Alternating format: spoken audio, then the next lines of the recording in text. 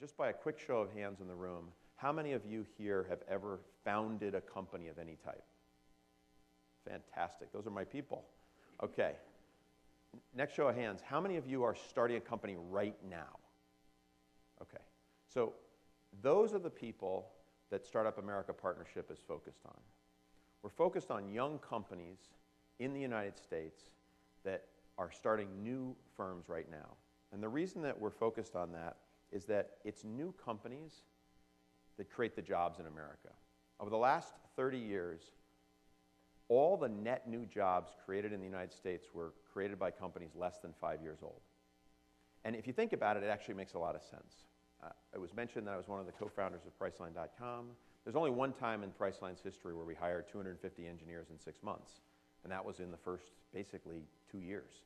I hired all those people. They've never hired that many again. They've replaced people over time, but in terms of creating all those new jobs, hundreds of people got brought into Priceline in a very short period of time.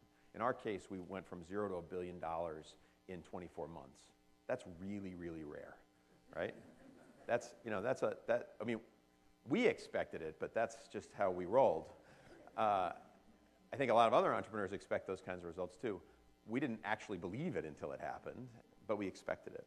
So when you think about the university and the assets that are here, the trick for what we're focused on at the Startup America Partnership is how do we help increase the chances of success for those small or new companies that are young and trying to grow and build into real businesses. And to give you a sense of scale, there's roughly about 500,000 companies created every year in the United States.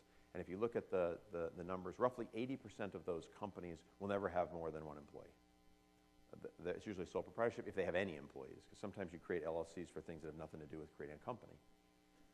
So it's roughly that sort of 100,000 a year that Startup America is focused on. And if they're under 5 years old, there's about 500,000 in the United States. I don't know how many there are in the state of Connecticut, but if you used a rough approximation, my guess is it's tens of thousands here, right?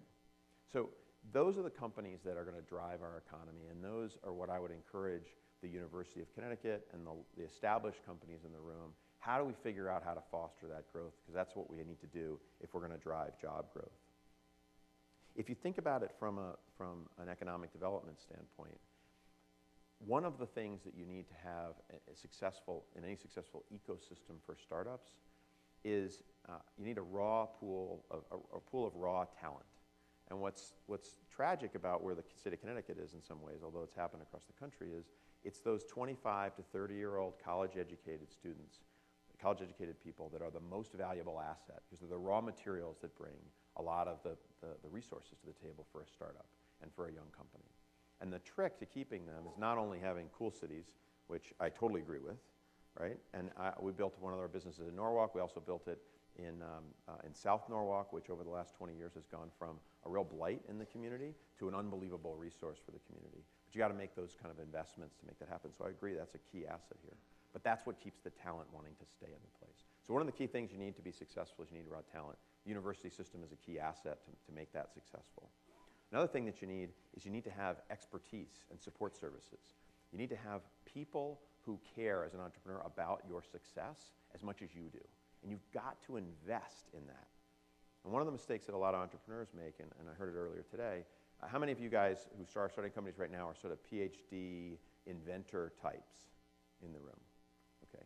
So one of the things that you all have as both an advantage and a disadvantage. Your advantage is that you're really immersed in understanding the product and the technology. Your disadvantage is that you probably don't have the experience of necessarily building an operating team around you. And the best way to build that operating team is to have a network of people who care about it. So my I guess, advice to you all would be spend at least half your time investing in the network of people around you that care about what you're doing as much as you do.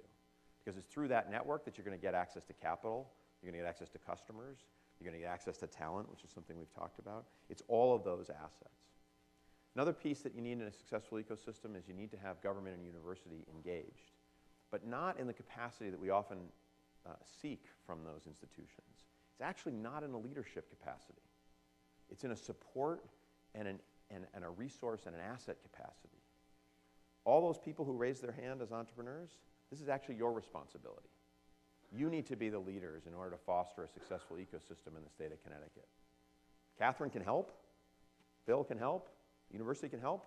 They're real assets to it. But it's up to you to create a vibrant and successful ecosystem here in the state of Connecticut.